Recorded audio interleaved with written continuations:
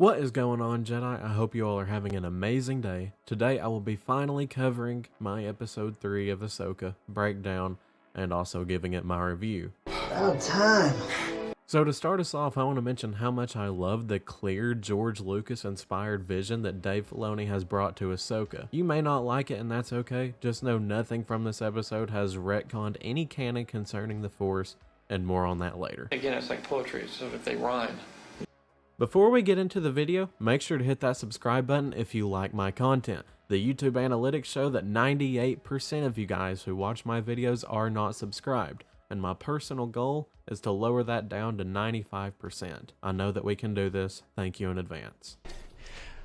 I would really appreciate it. We start this episode off with Hu Yang training Sabine looking a little bit like General Grievous, and he tries to train Sabine on where to strike at the right time and location just on the basics of lightsaber combat. Ultimately, Sabine fails at this as she is a bit rusty, like she says, on the basics. Sabine is rusty because she had little training from Kanan on how to wield the darksaber when she had it in Star Wars Rebels, and apparently she was trained a little bit more by AHSOKA before we learned that AHSOKA eventually left her as well, and that part we do not get to see on screen. Hopefully we will sometime in the future. AHSOKA tells Sabine that even her Mandalorian roots won't be enough to stop the enemy, telling her to open her mind up on how to be able to wield the Force. This is where Dave and his brilliance really shines through on his storytelling, as George Lucas once explained that the Force is in everything within the Star Wars galaxy, though many aren't near as sensitive to the Force as Jedi and Sith, like Anakin or Palpatine, and cannot become near as powerful as they can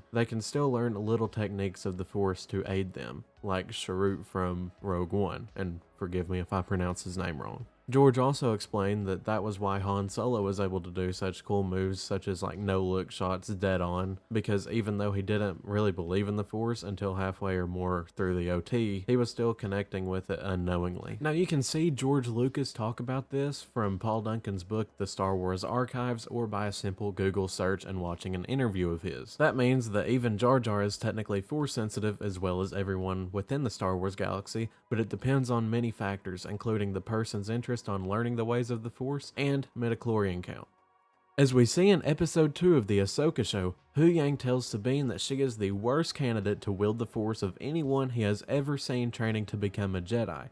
This plays a factor into Sabine's confidence in her training as she tells AHSOKA what Hu Yang had told her, and this discourages her. However, AHSOKA takes on a different form of teaching compared to Hu Yang called Zotochi, where AHSOKA tells Sabine to put on a blinding helmet and try to sense where AHSOKA is. This is a callback to A New Hope when Obi-Wan trained Luke the same way when they were headed to Alderaan. Sabine asks AHSOKA why she would ever need to fight blinded, which funny enough is exactly how Kanan had to fight after he was blinded by Maul. It takes Sabine quite a while to be able to even swing in the correct direction of AHSOKA, which ultimately leads to her swinging around and AHSOKA easily taking her down by sweeping her feet out from under her. This helps us to further understand how very limited Sabine is with the Force, as we even see in Phantom Menace that Anakin was able to tell what Mace Windu was quizzing him on with little effort, and the same situation with Luke in A New Hope, when he is quickly able to tell where the droid was shooting from after hardly any training from Obi-Wan. We then see A-Wing ships flying by the New Republic vessels, which takes us to seeing Hera asking help from the New Republic politicians, including Mon Mothma, Zeno, who is the father of the main character in the Resistance show, on tracking down and defeating Grand Admiral Thrawn. The politicians are very skeptical of Hera's claim that Thrawn is still alive, and they say that she probably just wants more aid in trying to find her friend Ezra Bridger. They ultimately deny her request for aid for that reason, and this makes Hera frustrated as they don't believe that a bigger threat to the Republic is coming. Hera walks out to then be greeted by her son Jason Syndulla, who makes his first live-action appearance, and he states to his mom that he wants to become a Jedi like his father Kanan was. AHSOKA and Sabine finish their training for the day, and AHSOKA tries to keep nailing it in Sabine's head that the Force isn't something that you learn overnight,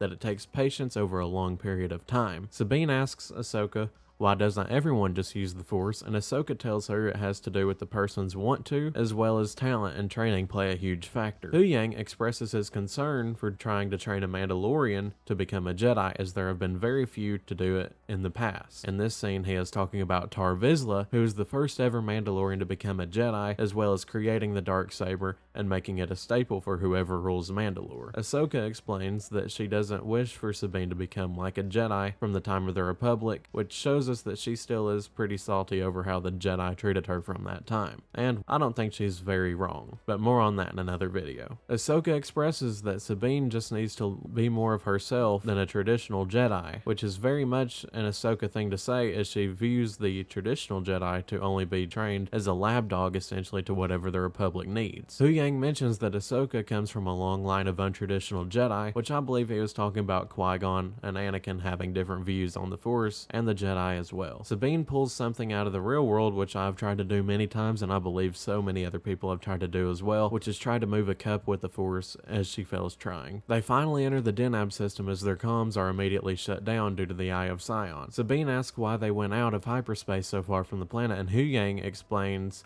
it's a traditional Jedi thing to do in order to not be caught by surveillance. 6 ships close in on our heroes as 2 are occupied by Merrick and Shin. They end up in a dope space battle with Ahsoka aiding Sabine with using the rear guns. But this doesn't last very long as they continue approaching the Eye of Sion. The lasers of the Eye of Sion end up completely taking out the defense systems and ruining the ship. Shin tells Morgan that they will finish the job as Ahsoka steps out of her ship in her spacesuit, much like we see the other Jedi do in the Clone Wars and in Rebels, and deflects many of oncoming blasters. Ahsoka pulls off this crazy move as she flips through space and cuts off a wing of a ship, and this causes the ship to explode. Sabine helps Ahsoka get back into the ship as Sabine does a quick repair on the ship. We get this cool scene of Ahsoka being chased by Shin and Merrick through a line of Purgle as Ahsoka escapes their grasp and makes them lose track of her. The team land in the Red Forest on Cetos. Huyang then informs the team that he was able to get a complete scan of the Eye of Sion, stating that it is indeed a huge docking ring